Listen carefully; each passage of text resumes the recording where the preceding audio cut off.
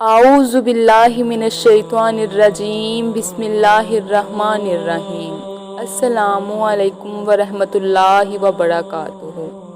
ناظرین گرامی، اسلام اور یقین کی ایک اور دینی ویڈیو میں آپ سب کو خوش آمدید۔ آج کی اس ویڈیو میں ہم بات کریں گے کہ حضرت آدم علیہ السلام کے بعد بت پرستی کس طرح عام ہوئی اور اللہ تعالیٰ نے اس بت پرستی کو روکنے کے لیے کون سے نبی مبعوث فرمائے اور ان کے نبی اور اللہ تعالیٰ کی نافرمانی پر اس کی قوم کو کیا سزا ملی۔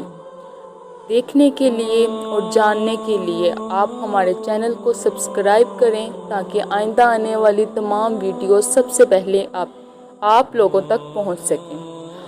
آدم علیہ السلام کے بعد 1000 سال تک توحید پر قائم رہنے کے بعد ان لوگوں میں بت پرستی کس طرح عام ہوئی۔ اصل میں ان بڑے لوگوں میں کچھ نیک لوگ بھی تھے۔ یہ بڑے لوگ ان نیک لوگوں کو بہت پسند کرتے تھے، ان کی شان میں بہت مبالغہ آرائی کرتے تھے۔ جیسے کہ آج کل کچھ لوگ علماء اور صالحین کی مدح ثنائی میں زمین و آسمان کو ملاتے ہیں، یہی چیز بعد میں شرک کی وجہ بنی۔ جب یہ نیک لوگ وفات پا گئے تو شیطان نے ان لوگوں کے ذہنوں میں ڈالا کہ جہاں پر یہ نیک لوگ بیٹھا کرتے تھے وہاں ان کے بت بنا دو اور ان کو وہی نام دو جو ان نیک لوگوں کے تھے۔ ان لوگوں نے ایسا ہی کیا اور پتھر کے بت بنا کر ان لوگوں کے ان بزرگوں کی جگہ پہ رکھ دیا اور ان کو انہی بزرگوں کے نام دے دیے۔ اس وقت تو بت پرستی شروع نہ ہوئی، لیکن جب یہ لوگ فوت ہو گئے اور علم مٹ گیا تب ان کی پوجا ہونے لگی۔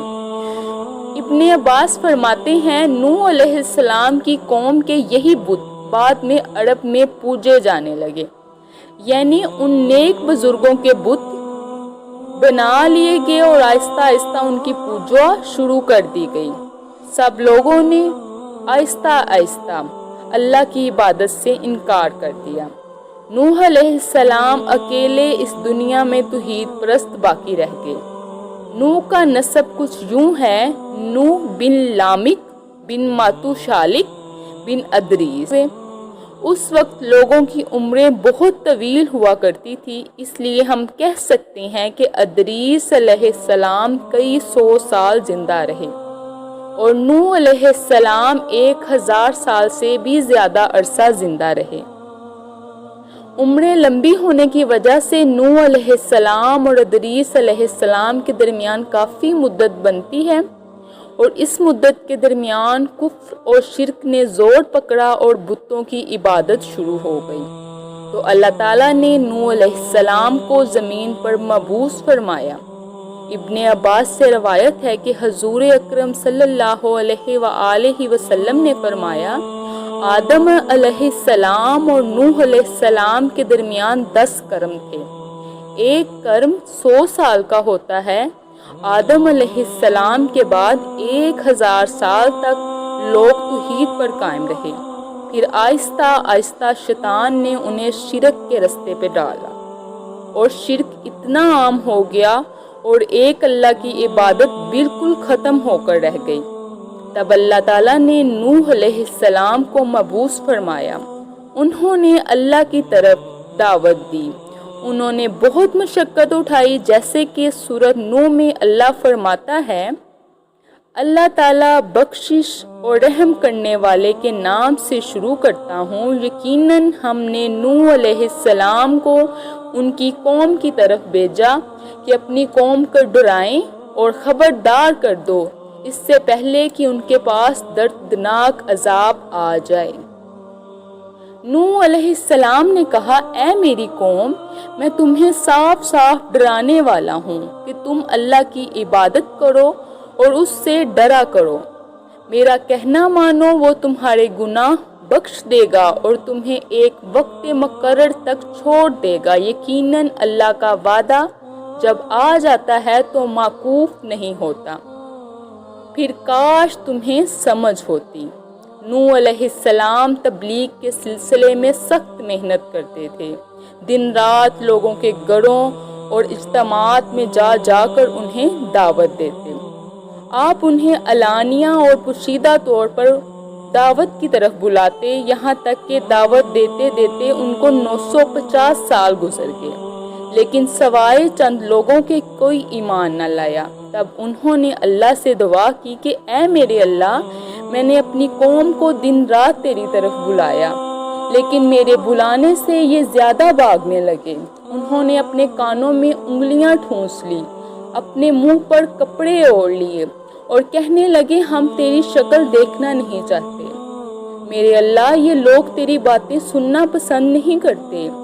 میں نے پھر بھی ان سے کہا اپنے مالک سے بخشش طلب کرو، بے شک وہ بڑا بخشنے والا ہے۔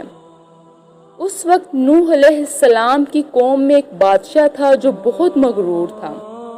وہ قوم سے کہنے لگا نوح کی باتوں پر غور نہ کرنا اور ان سے بحث بھی نہ کرنا، یہ جو کرتا ہے اسے کرنے دو، تم اپنے بتوں کی پوجا پر ڈٹے رہو۔ چنانچہ لوگوں نے نوح علیہ السلام کی باتوں کی طرف اپنے کان بند کر لیے اور اپنے بادشاہوں کی باتوں پر عمل کرنے لگے۔ تب نوح علیہ السلام نے اللہ سے فریاد کی، اے میرے پروردگار، یہ میرا کہنا نہیں مانتے۔ ان لوگوں کی سنتے ہیں جن کی مال اور اولاد نے فائدہ تو نہ دیا لیکن الٹا نقصان پہنچایا، اور انہوں نے میرے ساتھ بڑا داؤ کیا، یعنی دوسروں کو میرے در پر کر دیا اور خود بھی مجھے ستانے میں کوئی کسر نہ چھوڑی، اور آپس میں ایک دوسرے سے کہنے لگے اپنے دیوتاؤں کو نہ چھوڑنا، نہ ود، نہ سوا، نہ یہوس، نہ یعوق، نہ نصر کو چھوڑنا، اور ان لوگوں نے بہت سے لوگوں کو گمراہ کر چھوڑا ہے، اور میرے پروردگار تو ایسا کر کہ یہ ظالم اور زیادہ گمراہ ہوں۔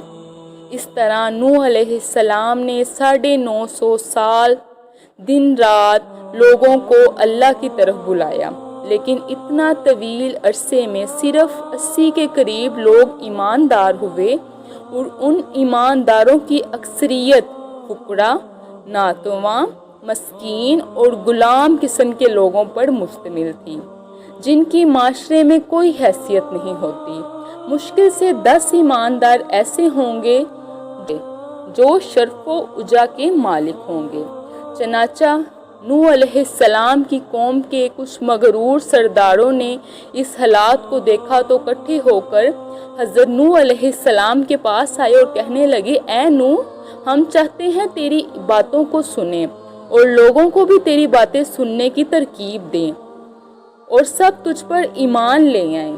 اس سے پہلے ہماری ایک شرط ہے کہ آپ کے حلقے میں یہ جو حقیر اور ذلیل لوگ آ گئے ہیں ان کو دھکے دے کر اپنے پاس سے نکال دیں، اس لیے کہ ہم اپنی قوم کے سردار اور مقام و مرتبے والے لوگ ہیں، اس لیے ہم ان فقیر لوگوں کے پاس نہیں بیٹھ سکتے۔ اگر آپ انہیں نکال دیں گے تو ہم ایمان لے آئیں گے۔ اللہ تعالیٰ نے نوح علیہ السلام کی قوم کے ان سرداروں کی تردید سورۃ ہود میں اس طرح کی ہے کہ کافر سردار کہنے لگے ہم تو یہی دیکھتے ہیں کہ تو ہماری طرح ایک آدمی ہے، اور یہ بھی دیکھتے ہیں کہ صرف ان لوگوں نے تیری پیروی کی ہے جو ہم میں رذیل ہیں، وہ بھی اوپر کی عقل سے، اور ہم تو تمہیں کسی بات میں اپنے سے زیادہ نہیں پاتے بلکہ تمہیں جھوٹا خیال کرتے ہیں۔ نوح علیہ السلام نے کہا اے سردارو، بتلاؤ تو صحیح، اگر میں رب کی طرف سے جو دلیل لایا ہوں اس پر قائم ہوا اور اس نے اپنی مہربانی سے مجھے سرفراز کیا اور تم سے وہ چھپی رہی، تو کیا زبردستی اسے تیرے سر منڈ دوں گا، حالانکہ تم اس سے بیزار ہو۔ میری قوم والو، اس پر تم سے کوئی مال نہیں مانگتا، میرا ثواب تو صرف اللہ تعالیٰ کے ہاں ہے، نہ میں ایمانداروں کو اپنے پاس سے نکال سکتا ہوں، انہیں اپنے رب سے ملنا ہے، لیکن میں دیکھتا ہوں تم جاہلت کی بات کرتے ہو۔ میری قوم کے لوگوں، اگر میں ان مومنوں کو اپنے پاس سے نکال دوں تو اللہ کے مقابلے میں میری مدد کون کر سکتا ہے؟ اگر تم کچھ بھی غور و فکر نہیں کرتے، تم سے یہ نہیں کہتا میرے پاس اللہ کے خزانے ہیں، اور نہ میں یہ کہتا ہوں کہ میں غیب کا علم جانتا ہوں، اور نہ میں یہ کہتا ہوں کہ میں کوئی فرشتہ ہوں، اور نہ میرا یہ قول ہے کہ جن پر نگاہیں ذلت سے پڑ رہی ہیں اللہ تعالیٰ ان کو کوئی نعمت دے گا یا نہیں۔ ان کے دل میں جو ہے اللہ اسے بخوبی جانتا ہے۔ اگر میں ایسا کہوں تو یقیناً میرا شمار ظالموں میں سے ہوگا۔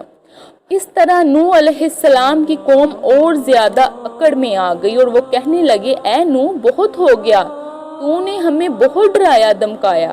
اگر تو سچا ہے تو جس چیز کا تو وعدہ کرتا ہے اس کو لے آ۔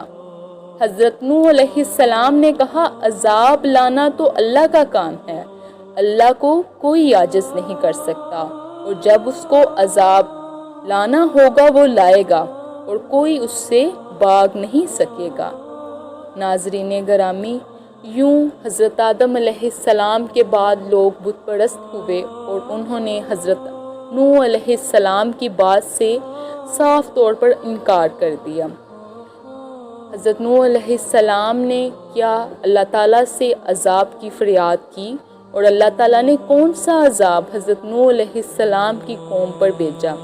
یہ جاننے کے لیے ہماری اگلی ویڈیو دیکھیں اور زیادہ سے زیادہ ہمارے چینل کو سپورٹ کریں اور دوسروں کے ساتھ شیئر کریں، کیونکہ نیکی کی بات لوگوں تک پہنچانا بھی نیکی ہے۔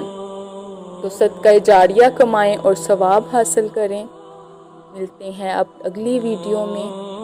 اللہ تعالیٰ سے دعا ہے کہ اللہ تعالیٰ ہمیں بت پرستی، شرک اور ظالموں کی صحبت سے محفوظ رکھے۔ آمین ثم آمین۔